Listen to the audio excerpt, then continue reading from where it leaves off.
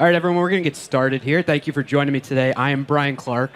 First thing we're going to start with, though, is a selfie. So feel free, it's optional, but to join in, stand up, wave your hands, say hi. Ready? 3, 2, 1. Excellent. Thank you very much. Don't mind me, I'm just a millennial. Typical millennial. All right, great. So thank you for joining me. We're going to be talking about Node, deploying it onto Azure with a little bit of CI/CD fun stuff in between. To get us going with that, though, if you all remember when this kind of came out, the announcement, right? It was a great turning point, I feel, with Microsoft in that it was showing love for Linux, and it helped transition to also showing some love to JavaScript and Node, so much so that I feel the relationship between the two are kind of like these monkeys giving each other hugs, and Microsoft is embracing that opportunity as well. To that same extent, our team, the developer advocate team, Ashley McNamara, is a great artist. She has been creating these little illustrations with our mascot Bit, with the various technologies that Microsoft is starting to show some love for. And so these are pretty cool. If you are interested in checking out some more of these, she has them up on her GitHub repo. This short link will get you there right away. The goal of the talk today, though, is to hope that you agree, at the end of it, you feel you agree that Microsoft is showing love towards Node and JavaScript and that type of technology. If you don't, then I guess we'll just have to blame Bill Gates or something, right? Another millennial trait, blaming your elders. Good job, Brian. All right, so the first thing we're going to go through is some options that we have to deploy Node to Azure. There are many options. We're going to go through a few of them today, the first one being straight through the Azure Portal. Let's jump over into our demo of that right now.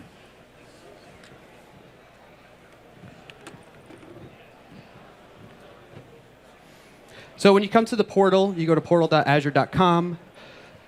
Excuse me. You're going to want to create a resource because we need somewhere to carve out some space in Azure to host our Node application. And where you would want to go is one of the popular options. Clicked on the wrong thing there, is Web App. Web App here is Azure's platform as a service offering. It's called Azure App Service. And what this is going to allow us to do is create space for our Node application. We need to create a unique name, so we'll say BCMS build demo 2. Choose the right subscription that we want. Resource group is just a logical grouping for all the types of things that you might be leveraging within Azure in addition to app services, or maybe you have multiple app services that you want to run with. We'll create a new one for that. Choose Linux for our operating system to run Node on, and the app service plan, and the runtime stack. Specifically, we want to go with Node 8.9. We're going to choose Pin to Dashboard and click Create. The Pin to Dashboard, it brings it back to that original view we saw before, which gives us this nice view of all the resources. We can customize that dashboard to our liking. And once that's starting to create, we go automatically over to that view, and we can see this tile that's showing the progress of that resource being provisioned up in Azure. But to save us some time, we're going to check out what would happen when you're done provisioning your first instance of a web app in, oh, there we go. That was actually pretty quick. Excellent. It'll bring you to this overview view, and you can test that everything is up and running by clicking on the URL that's available there. And you will get the default view just to give you that kind of like sanity check that everything is up and running and working there. It might take a minute to load. So we'll check out this other one that I have really quick, and we know that that's working. So that, ladies and gentlemen, allows us to carve out the space that we want to load our Node application. But I have an existing Node app up in GitHub that I want to actually run in here. We don't have our code running just yet. To do that, we'll go down to the deployment section of the settings here and look at the deployment options that we may have with Azure. So we can choose a source. The sources we have as options are local, Git repository, GitHub, and Bitbucket. I'm going to choose GitHub because that's my source control management system that I prefer right now. And what that is doing is it's going out to GitHub. I have already previously authorized Azure to access my GitHub account. So it's going out and finding the different organizations I'm associated with, the repositories that I have, and the branches for those repositories, things like that, so that I can choose them as an option to load from. And there we go. So you can see my organization is personal under Clark.io. I choose the project that I want, which is the simple Node server. It defaults to the master branch, which is what I want, and I click OK, and we're good to go. Now, what that's going to do now is it's going to go out to that repo, start pulling in the source code that I have, build it, we'll do an NPM install, get those dependencies that we want so that it can run as needed. Just to see what that Node application is doing, it's very simple Node, one file, server.js with one route that just sends a message back to us for now. To get that running, I'm going to open up the terminal in Visual Studio Code here, cd to the simple Node server directory that I have, run npm start, and then we can go to localhost 4000 to see just what that's doing. And you can see it just sends back a server. The server is running on port 4000.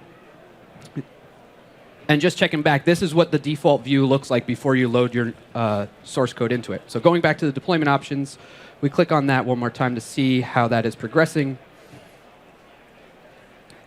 And no deployment is found. So sometimes that might happen, so we'll click sync to manually sort that. But to give you an example of what it looks like when it's done, this is an example where I've already pulled in the changes from that application. And you know that it is your latest changes because this top section here gives you the latest commit message that you loaded in on your source control management system. To see it running, we would go back to Overview and click on the little URL here that gives you access to that. So the name of your Azure App Service has to be unique because it's running under that subdomain of azurewebsites.net. And that's part of what you need to look out for. So we can see it's running in Azure under port 8080 for us. So that, ladies and gentlemen, is deploying Node on Azure through the portal. The other option we may have, do we have any people that enjoy working in Vim? Yes, very keyboard-focused people. The Azure CLI is your friend then, because you can accomplish everything that we just did from the portal from the Azure CLI. The typical flow would go, you've got to log in, obviously, so that it knows what account to use in Azure and your subscription and payment model that you're using. Create an app service plan and a resource group to load your application within your Node app in, and then create a web app through these various options. Don't worry about these. I'm skimming through them very quickly, but you could see a lot of parameters and options that give you fine-grained control, and that's what I think is part of the benefits of the CLI. You get to stay in the terminal for those of you that are keyboard-centric. I'm envious of you all, by the way, that can use Vim, because I feel like it's a highly efficient way of coding. I'm just not that good at it, really. The other thing is you get that fine-grained control, as I was mentioning before, and on top of that, I think you could take it a step further and recreate scripts using the Azure CLI to run over and over again if you so choose. So that's option number 2.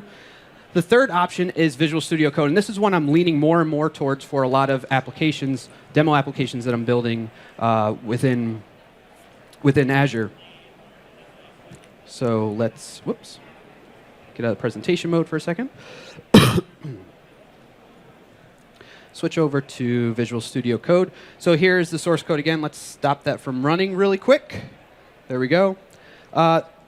In Visual Studio Code, there is an extension called for Azure App Service. You can search for it in the top hand section here. And that's the extension that we would use. You can install that directly, or there's an extension pack you can leverage that includes this as well, along with some other goodies. And it will show up under this activity bar icon for Azure.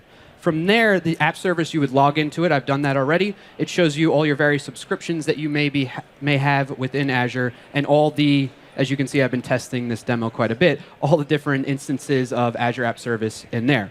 Now, if I wanted to create a new one, I just click the little plus icon, and we start getting prompts in Visual Studio Code. So I choose my subscription, give it a unique name, demo code, hit enter. So that's going to go and let me choose a resource group now.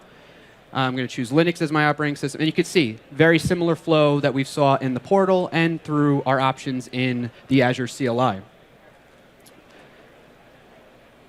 The bottom pane here in the output gives you an indication of how it's progressing in provisioning that particular instance of it. And then it gives you a notification. Do you want to deploy your application to this instance of App Service? I'm going to choose yes. And that then prompts me to search for the source code on my machine to load into there. So I'll click the simple Node server and that's going to go out and start doing that whole pushing your Node application in there as well. And you can see the progress the way it does is it creates a zip package of what we have locally, and we can start loading it up into Azure in the cloud. And we can access it there and start testing things further. Well, when that would be finished, I can right-click on it and say Browse Website, just like we would in the portal through the overview option that we had as well. So cool. Those are 3 options that we have within Azure to deploy Node on Azure, rather. Now, with all of this, though, I think it's kind of risky because I'm deploying directly from my machine to production. That's a lot of responsibility on somebody, and you might be wild to be doing something like that because you can introduce bugs, or maybe somebody might let that power go to their head and take over a website and put in what they want there. So instead, one of the better ways for a company to approach deploying is by providing a pipeline, a CI/CD pipeline. And what Azure and Microsoft has to offer there is called VSTS, or Visual Studio Team Services. The benefit of this is, just like you would expect with any CI/CD provider, you can use any language for your project that you want to run within this pipeline. In addition to that, you can provision for different environments. So if you're working, you have many environments for like latest or your development that's for testing, QA, stage, all the way up to production. You can focus, you can leverage that within the pipeline and build for each of those environments. In addition to that, it comes with a built-in Git repository. So if you wanted to, you can use it as your source control management system, or we can always use an external source control management system, such as GitHub or any of the other source control providers.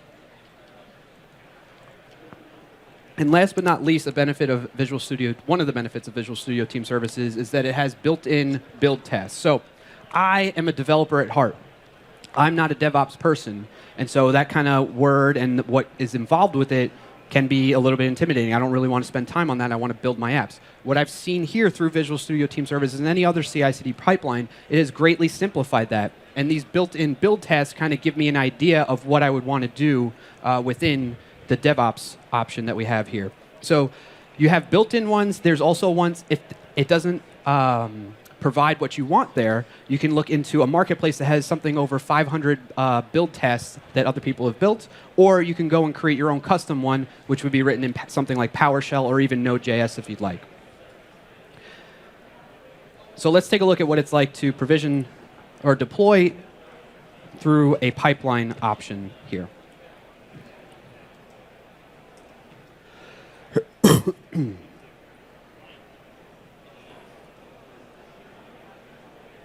So we'll come back over to the portal, and we'll go home, and we'll say create a new resource, and we have another popular option here, which is a DevOps project. Now, one thing to note with this is that it is in preview, but I think it's at a great state to start using today. As we can see, we have options to start with a new application. So if you don't have source code, you just want to get familiar with this, you can leverage some of the templates that they have available here for various languages, and Node is available there as well. But since I have my own source code already, I'm going to say bring your own code and select that and choose next. Then it's going to want to know what's your code repository. I'm going to use GitHub. It's going to take a second to go out there and learn about my account up in GitHub and the various repositories and organizations I'm hooked up to. So we'll give that just a moment to load in. It should default because it's familiar with what my latest repository was that I was working within. It's going to default to that for me so that I can easily move on to the next step from here. There we go. So I would just click next. So we have the simple Node server already selected. The framework we want to use is Node, obviously.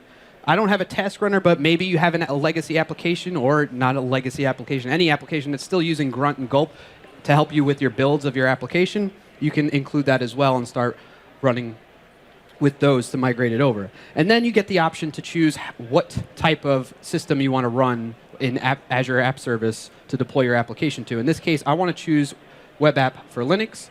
It says 8.1 for the version of Node. Again, as I mentioned before, it's in preview, so that's going to get in sync with the latest long-term support version of Node as well. But I'll show you how we can get around this little piece here in just a moment. We'll click Next. And this is where we start getting into some more specifics with VSTS, Visual Studio Team Services. You could create a new account. I'm going to use my existing account, give it yet another unique name, MS Build VSTS 2 or 3, let's say. I choose down here my subscription, the name of the project, and where the app service location is, and pricing tier. If you need to change that, you click that, and it gives you some options from there as well to modify it. Once we click that Done button, it's going to validate and then start provisioning this whole pipeline along with our source code in Azure with App Service and all these things put together, and give us this great view of what a pipeline through Visual Studio Team Services and this DevOps project provides to us in Azure. To kind of show that, for the sake of time, we're going to go home here. Once it's done provisioning, you'd be presented with a view such as this. And it kind of gives you that single pane of glass to see all the different pieces that the CI/CD pipeline is handling for you. And by default, it sets up a lot of things specific to Node that you would be using in a typical build process. Spam call while I'm in the middle of presenting. Now, from there, we can go directly to visualstudio.com, which is where the pipeline and build definitions are, and we click on Build and Release Builds. And that will show the build associated to this particular DevOps project for Node. And we're going to click on what my boss calls the three pimples, those three dots there, Edit. And from here, we're going to be able to see all the different build tests that come canned with this option. It goes out and tells the app service what version of Node we want. Since we want to get LTS for 8, which is, I think, up to 8.10 today, I can change this to X. And then I would click Save for now. And if you wanted to create comments to track changes within the build test that you got going on, it also comes with NPM install. It's going to zip up those files, copy them to a target location, and then publish them to your Azure App Service that's associated with this DevOps project. Let's go ahead and queue it off to see how that runs. You also have some options on what system you want to run this build process on. So you could use the new hosted Linux preview or any of the other options here. We're going to use Linux to give us that true sense of an environment where the Node application would be running. And we can monitor the progress of how this build is going. It gives us a little notification that lets us do that.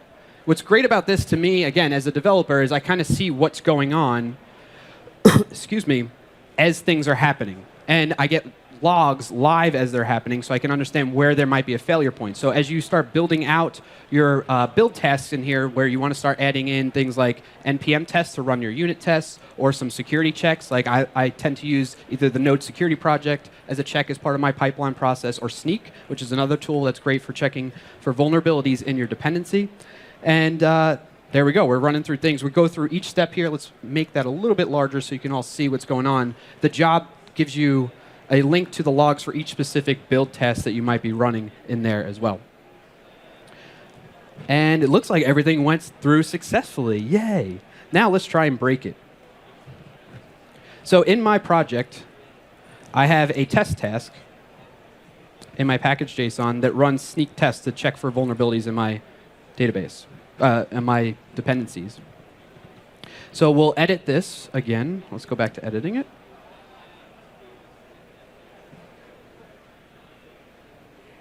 And I want to add in a new task, a new build step.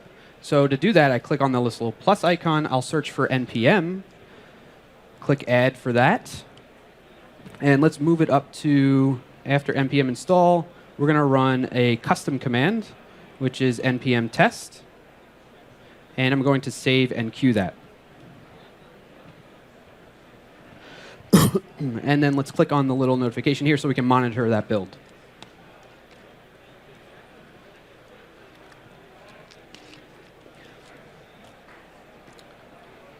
Wait for the agent to go. It's in the queue.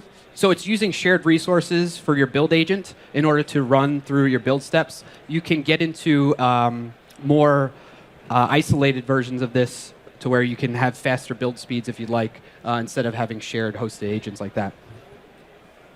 That's not going through. Well, in any case, the logs would show directly in there that it's going to fail. I was expecting it to fail.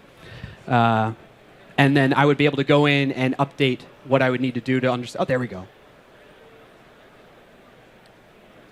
I would go in and be able to update it. I know it's going to fail because my sneak test is not authorized. I need to provide it a token in order to access my account through sneak to check for vulnerabilities in my database. For the sake of time, we're going to come back to the presentation. And so while I've been talking about Visual Studio Team Services, you're not restricted to that as your CI/CD pipeline in order to deploy Node in this fashion on Azure. You can work with existing systems, the existing pipeline providers that you might have today in order to deploy your Node applications onto Azure. They have various ways of either you create deployment credentials in Azure yourself, or they will provide connections and integrations directly into Azure for you. So to summarize everything really quick, we learned about being able to use the Azure Portal to deploy Node that way. Azure CLI for those that are very keyboard-driven workflows. VS Code, that allows us to stay in that context of where we're writing our code, and we can start demoing and building out and publishing prototype applications in our demos, and then a pipeline with VSTS or any of the other providers.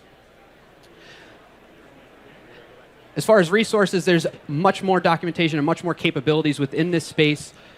You can go to these links here that allow you to provide documentation around that, especially the Azure CLI, the VSTS as a pipeline, things like that, and getting started with Node on Azure today. So thank you all very much. I appreciate, we got some more pictures going. Thank you all very much. My name is Brian Clark. I appreciate you coming out today, and I hope you found this very helpful. Have a good rest of the build.